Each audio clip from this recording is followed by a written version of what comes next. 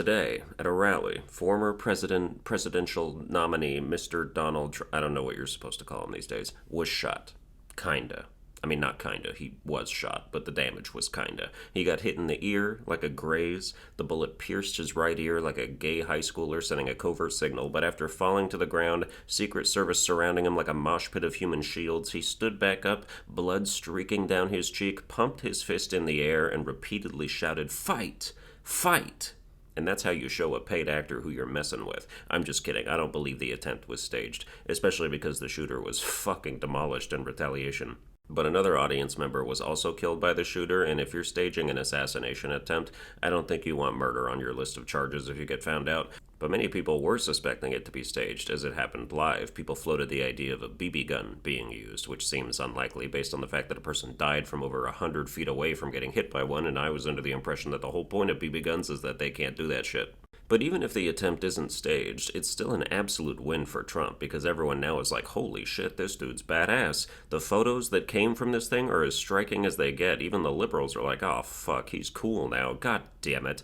Actually, the photo thing was another source of like, oh see, this is staged. Why are they taking photos during this? Bro, it's a rally. Cameras are going off every half second. And when something like this happens, journalists and cameramen and TMZ types and basically anyone with a phone knows instinctively that it needs to be documented. Every time there's a horror movie with a camera crew and something scary happens, you got the old cliche of, did you get that? Please tell me you got that. And sometimes they did in fact get that. Why didn't the audience immediately start booking it after the shots rang out? In the footage, you can see the shot happen, and people in the crowd behind Trump kind of get low a little and assume an evasive stance, but don't run for the hills frame one, because humans are slow to process shit, and many people don't take action because they first have to get over the paralysis that comes from confusion. Anytime I hear a strange noise in the night, I initially write it off. Even if you notice it the first time, there's doubt of, oh, was that my imagination? Or me asking myself what it sounded like while I wait for it to happen again. Normal humans don't behave like CIA agents when stuff like this happens. It's why shootings are usually so effective at killing people. It also helps that the shooter was killed like literally a split second later, and people were enraptured by Trump fisting the air in what has undoubtedly become a historic moment in the making. Donald Trump was inches away from being assassinated. A quick random head turn right before the shot may have meant the difference between life and death, and the response from 15-year-olds on TikTok and 25-year-olds on Reddit has been very predictable. You know what a lot of them are thinking, and you know it because they're saying it to anyone who will listen. Why did he have to miss? How can you not make that shot? We could have defeated fascism forever. We're the good guys, by the way. I watched a girl literally screaming on TikTok about how disappointed she was. If that bitch doesn't have three concurrent mental illnesses, I'll purposely shit my pants. There have been plenty of good jokes and memes made about this situation, but if you're screeching about it, or coldly just, I'm glad this happened, or I wish it fucking worked, I've gotta wonder about your humanity a bit, whether it exists or whether you're just too retarded to realize what you're saying. Even if you hate Trump, I'm curious what you think the ramifications of supporting political assassination are for the country at large, because I don't think you like where that yellow brick road leads when your quote-unquote enemies start to follow it too. We must defeat the fascists by murdering them and making sure we stay in power forever. It's so childish. I'd rather not devolve into a civil war with my neighbors if that's okay with you guys, and I really just can't emphasize enough how much cheering political violence makes you sound dumb as fuck. Go move to Colombia if you love it so much and have fun dodging cartels. You know who I really feel bad for in the aftermath of this is Joe Biden. Dude buried himself 6 feet under at the debate, and just as he's trying to dust himself off, Trump shows up with a donut ear and a shovel ready to make it 12. Biden was probably asleep when it happened. It was the middle of the day after all, but after they woke him up by sticking a kid's head under his nose like smelling salts, he was probably pretty bummed for the hour he was conscious.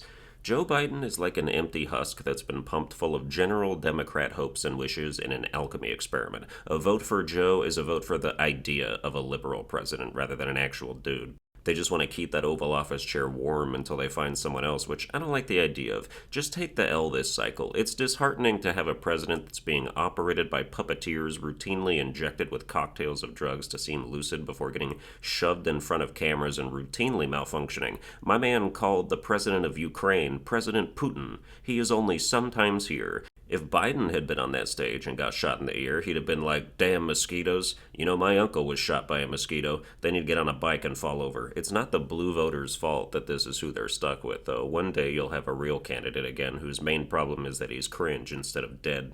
I just want to point out that they identified and released a couple pictures of the shooter, and this dude is so ugly, it's insane. Scrunched up head shaped like a kidney, long, straight, unwashed brown hair, classic creepy nerd glasses, like a dude who works at a comic book store but also diddles children. It's circulating that he's a Republican. I don't know if that's hard confirmed yet, but if so, most of his party's going to be pretty happy with his aim come November. Everyone making jokes about the dude being a bad shot. I think hitting someone's ear from a football field away is pretty solid, especially under all that pressure. Plus, it would have killed if his target didn't twitch at the last second. This has happened to me many times in Call of Duty, so I can almost sympathize. People saying Trump's fist raising felt scripted, I'm literally sure it was. If you were the sitting president for 4 years and running again for re-election, there's no way you haven't thought through assassination attempt scenarios, like what you would do if a bullet grazed you, how you could use it as an opportunity to inspire the people and look like a hero at the same time. By the time he was doing that, the shooter was already dead. The threat was over, whether known to him or not. An unsuccessful assassination attempt is a gift, and one where you're so lightly injured at the end is a true blessing that would be a waste not to capitalize on. So yes, I do believe he had at least thought about what he might do in this situation and used it, which there's nothing wrong with. I like seeing the tweets from Democrat politicians condemning the political violence and wishing Trump a quick recovery, even if some of them don't mean it, even if some of them were calling him Hitler and a threat to democracy a week ago, even if some of the tweets are like copy-paste, here's the specific language we're all using together, please don't improv, like a single get-well-soon card signed by every member of Congress. Even through all of that, I still think it's nice that they still think they have to do that. At least there's still some expectance of decorum so that they don't lose face with voters. At least the public figures publicly wishing death on him are just college professors and VTubers and people who work in the offices of politicians rather than the politicians themselves. I hope we keep that barrier as long as possible. That's going to do it for this episode. I hope you enjoyed it. If you did, you can like, share, and subscribe. Watch all my other videos with one earbud in, and I'll see you guys next time.